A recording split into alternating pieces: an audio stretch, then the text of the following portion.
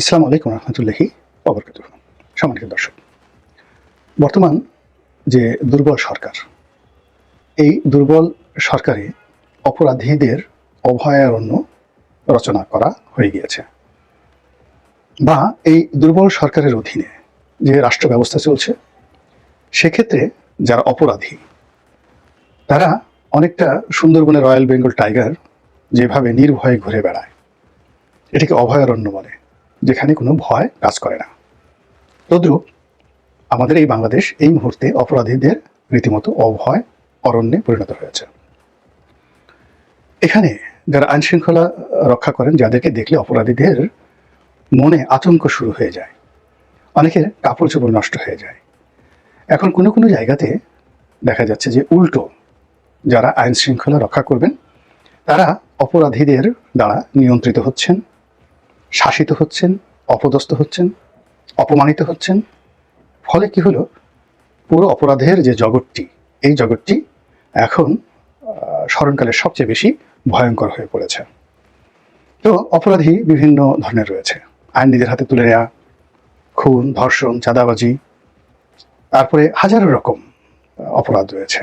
তো অভয়ারণ্য বলতে যেটা বুঝিয়েছি সেটি হলো সকল রকমের যারা অপরাধী এই সময়টিকে তারা মনে করছে যে তাদের তকদিরের জন্য, ভবিষ্যতের জন্য এটি একটি মোক্ষম সময়।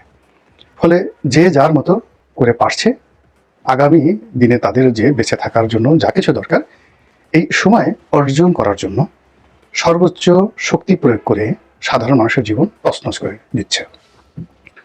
যেমন ধরুন, একজনে একটা খুব বড় দোকান চালাচ্ছে, এটা ঢাকার একটি বাস্তব ঘটনা, এটা কোনো গল্প নয়। আপনারা যদি জানতে চান আমি দিতে পারবো। ঢাকার অভিজাত এলাকাতে অনেক বড় কোটি কোটি টাকা মূল্যের একটি ফার্মেসি, ওষুধের দোকান। এখন ওর আশেপাশে আরো 4-5টি ওষুধের দোকান আছে, কিন্তু কোনো অবস্থাতেই তাদের সঙ্গে পেরে উঠছে না। তো এই যে গত 5 মাসে তারা কি করলো, এই প্রতিপক্ষ অপরাধীদেরকে লেলিয়ে দিল, এবং সেই অপরাধী চক্র এসে বলল যে এই বাড়ির মালিকের অমুক আত্মীয়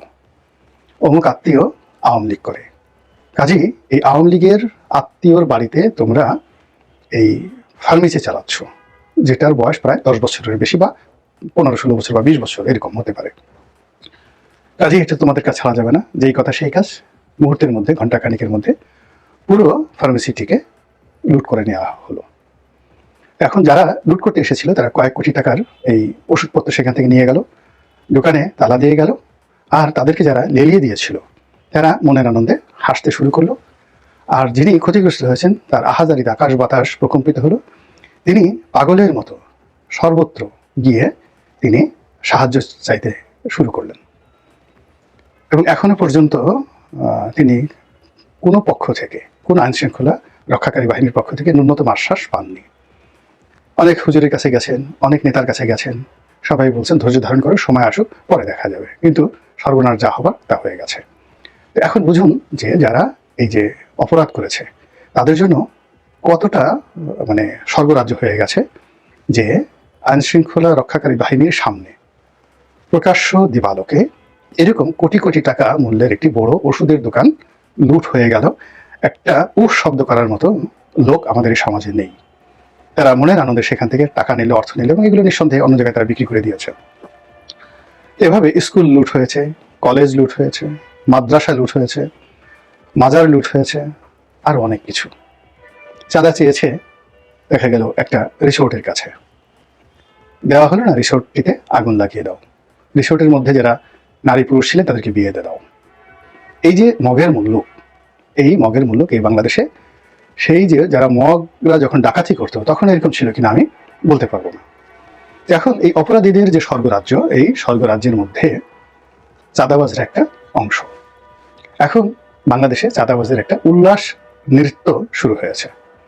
আপনারা সবাই জানেন যে আমাদের দেশের মানুষ মোরালের সবাই কম বেশি জীবন একবার হলেও লম্ফ দিয়েছে, ঝম্প দিয়েছে বা নৃত্য করেছে। এরকম কোনো নারী পুরুষ শিশু পাবেন না জীবনে মনের আনন্দে লাভ দেননি, তারপরে শেষে মনের আনন্দে একটু নাচেননি, এরকম কোনো মানুষ পাওয়া যাবেন না।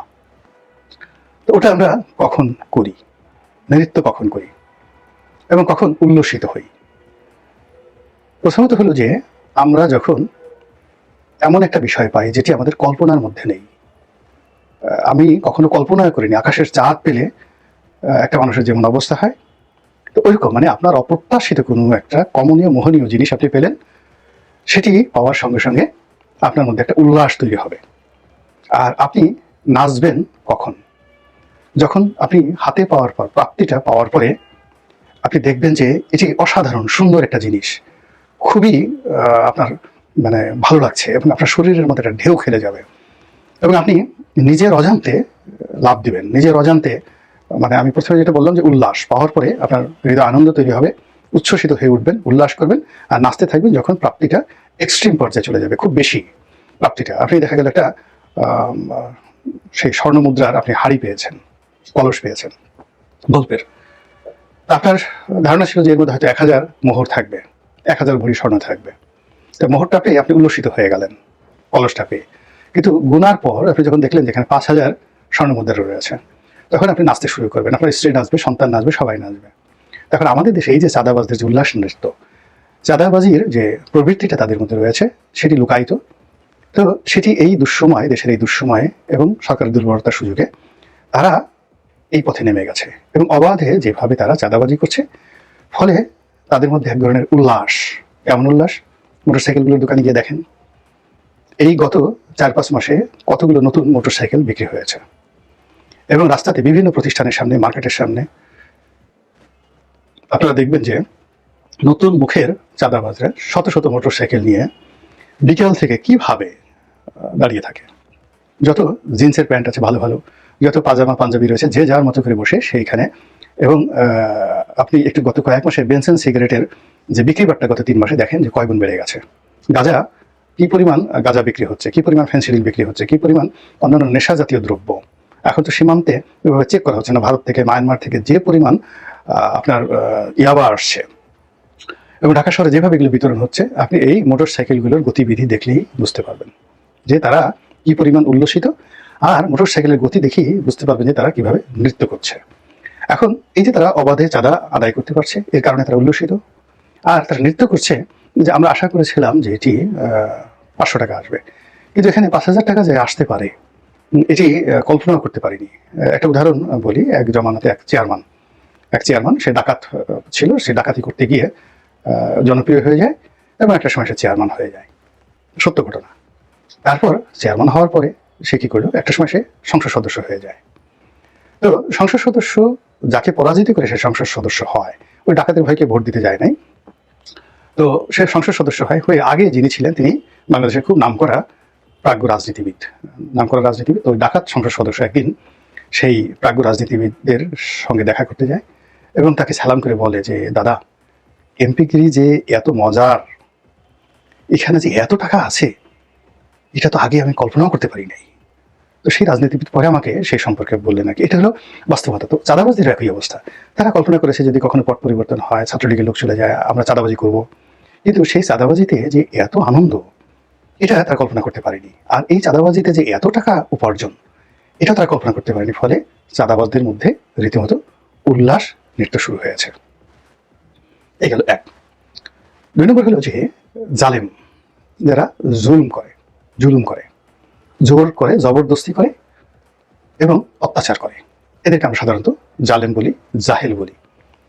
এখন এই যে চাঁদাবাজ, তাদের যেটা গডফাদার, তাদের একটা সিন্ডিকেট, এই সিন্ডিকেটের মধ্যে জুলুম শুরু হয়েছে, অন্তর্দ্বন্দ্ব শুরু হয়েছে, মারামারি শুরু হয়েছে। ইতিমধ্যে সারা দেশে অসংখ্য খুন খারাপির মতো ঘটনা ঘটে গেছে এবং এগুলো বাড়তে থাকবে। এই যে নতুন একটা জালেম সম্প্রদায় তৈরি হয়ে গেল। চাঁদাবাজিটা প্রাথমিক স্তর, অতিরিক্ত চাঁদা আদায় দ্বিতীয় স্তর, এবং এটার আনন্দ উপভোগ করতে গিয়ে উল্লাস প্রকাশ করা তৃতীয় স্তর, আর চতুর্থ স্তর হলো নিজেদের মধ্যে ভাগাভাগি, মারামারি, কাটাকাটি করার জন্য জুলুম করা, অত্যাচার করা। এই ওকে দিবি না, ওকে দিবি, ওকে দিবি না, ওকে দিবি, মানে নিজেরা তো মারামারি করেই, আর তাদের জুলুম দ্বারা যারা চাঁদা দিতে বাধ্য হয় তাদের জীবনটাও ঝালাপালা করে ফেলে। যেমন এক্স একটা ফুটপাতের দোকান থেকে 100 টাকা নিয়ে আসলো, ওয়াই গিয়ে বললো যে তুই আর এক্সকে দিতে পারবি না। তো এখানে সমস্যা হয়ে গেল যে সেই দোকানদার যদি ওয়াইকেও 100 টাকা দেয়, আর এটা যদি এক্স শুনে, সে এসে সেই দোকানদারকে মারধর শুরু করলো যে ওকে দিলি কেন। সে কিন্তু নিরাপত্তার জন্য বাঁচার জন্য দুজনকে দিতে রাজি, কিন্তু এই দুজন দেখা গেল যে সম্মিলিতভাবে ওই দোকানদারকে এসে মারধর করলো, তুই কেন ওকে দিলি। এই যে একটা সম্প্রদায় তৈরি হয়েছে যারা চাঁদাও নিচ্ছে আবার জুলুমও করছে, এবং এটা এত একটা নির্মম এবং এত একটা নিষ্ঠুর যে একজন ডাকাতি করতে গেছে এটা আমাদের ছোটকালে শোনা কথা। এরা যেখানে যেত এবং সেখানে তারা ধর্ষণ করতো। তো এখন এরকম এক ডাকাত গ্রুপ গিয়ে একটা পরিবারে যুবতী এক মেয়েকে ধর্ষণ করেছে এক ডাকাত, এবং সে সেই ধর্ষণ করার পর অন্য ডাকাত ধর্ষণ করতে আসছে। এখন সে আগের ডাকাত এটা সহ্য করছে না, এখন দুই ডাকাতে শুরু করলো মারামারি। এখন তাদের সেই মারামারিতে ধর্ষিতার যে অবস্থা হয়ে গেল, তার কাছে মনে হলো সে আবার সেই গ্যাং রেপের দ্বারা শিকার হবে। আমরা ছোটকালে এই ঘটনাটা শুনেছি, আমাদের এলাকাতে এরকম একটা পরিবারের ঘটনা, কান্নাকাটি করেছে। আমরা সেই মহিলার দিকে খুব দেখো করুণ দৃষ্টিতে তাকাতাম। এখন ওই মহিলার যে অবস্থা, এখন অনেক ফুটপাতের যারা দোকানদার, তারপরে শেষে বিভিন্ন মার্কেটের যারা লোকজন, বাসা বাড়িতে যারা থাকে, তারা এই চাঁদাবাজের দৌরত্ব, তার সঙ্গে সঙ্গে চাঁদাবাজদের মধ্যে যারা আবার জাহিল হয়ে পড়েছে, জুলুম হয়ে পড়েছে, তাদের অত্যাচার দ্বারা রীতিমতো আর্তচিৎকার শুরু করেছে। তাদেরকে রক্ষা করার মতো কোনো মাধ্যম নেই, কেউ দায় নিচ্ছে না, বরং একে অপরকে দায়ী করছে। ওর কাছে যান, আমি দায়ী না, ও দায়ী, আমি তো এই কাজ করেছি, আমার এখানে কি করার আছে। তো রাষ্ট্র বলেন, থানা বলেন, পুলিশ বলেন, রাজনৈতিক দল বলেন, ব্যক্তি বলেন, নেতা বলেন, কোথাও নেই কেউ যে এই চাঁদাবাজ, জুলুম এবং জাহেলদের হাত থেকে সাধারণ মানুষকে রক্ষা করতে পারে। ফলে কি হচ্ছে, পুরো যুগটি একটি জাহেলের যুগ, এই যুগে পরিণত হয়েছে। আপনি ভালো আছেন, আলহামদুলিল্লাহ, আল্লাহর প্রতি শুকরিয়া। যদি আপনি মন্দ হয়ে যান, মানে আপনি যদি বিপদে পড়েন, তাহলে একমাত্র আল্লাহ ছাড়া আপনার রক্ষার কেউ নাই। এই যুগটিকে আয়াম শব্দের অর্থ যুগ, আর জাহেল শব্দের যে কর্মকাণ্ড, জাহেল বা জুলুম যারা করে, সেই জুলুমের যে কর্মকাণ্ড, এটিকে বলা হয় জাহিলিয়াত। তা আয়ামে জাহিলিয়াত, জাহিলিয়াতের যুগ। আমরা কি সেই যে বাংলা একবার আয়ামে জাহিলিয়াত শুরু হয়েছিল, 100 বছর ছিল, শশাঙ্কের রাজত্বের পরে 100 বছর এই বাংলায় আয়ামে জাহিলিয়াত ছিল, যেটিকে বলা হয় মাছার ন্যায়। বড় মাছ যেভাবে ছোট মাছকে গিলে খায়, ওভাবে এই বাংলা 100 বছর নির্যাতিত হয়েছে, নিষ্পেষিত হয়েছে। ভিন দেশ থেকে, ভারত থেকে রাজা এনে, আমি আবার বলছি, ভারত থেকে লোক ভাড়া করে এনে, মানে রাজা ভাড়া করে এনে আমাদের দেশের জনগণ গণতান্ত্রিকভাবে তাদের হাতে এই মাৎসান্যায় অবস্থা থেকে রক্ষা পাওয়ার জন্য তাদের হাতে নেতৃত্ব দিয়ে দিয়েছিল। এবং সেই পাল বংশ 400 বছর এই বাংলা শাসন করেছে। তারা বাংলাদেশের লোক নন, তারা ভারতের লোক। এবং আমাদের দেশের অভিজাত লোকেরা ওখানে গিয়ে পাল রাজা গোপালের কাছে মিনতি জানিয়ে তাকে এই বাংলাদেশে এনে সবাই তাকে রাজা বানিয়ে দিয়েছিল। এটা গোপাল রাজা হওয়ার আগে 100 বছর আয়ামে জাহিলিয়াত ছিল। আবার আল্লাহ রাসূল যখন এলেন এবং নবুয়ত যে হুকমাত, তিনি ইসলামী হুকুমাত প্রতিষ্ঠা করলেন মক্কা বিজয়ের আগে, এই মক্কা বিজয়ের আগের 100 বছরকে আরব দেশে আয়ামে জাহিলিয়াত বলা হয়। আল্লাহ এটা নিয়ে আর আলোচনা করতে চাই না। আমাদেরকে রক্ষা করুন যেন আরবের ইতিহাস বা বাংলার ইতিহাস কোনোটাই এই 2025 সনে আমাদেরকে তাড়িত না করে। আসসালামু আলাইকুম ওয়া রাহমাতুল্লাহি ওয়া বারাকাতুহু।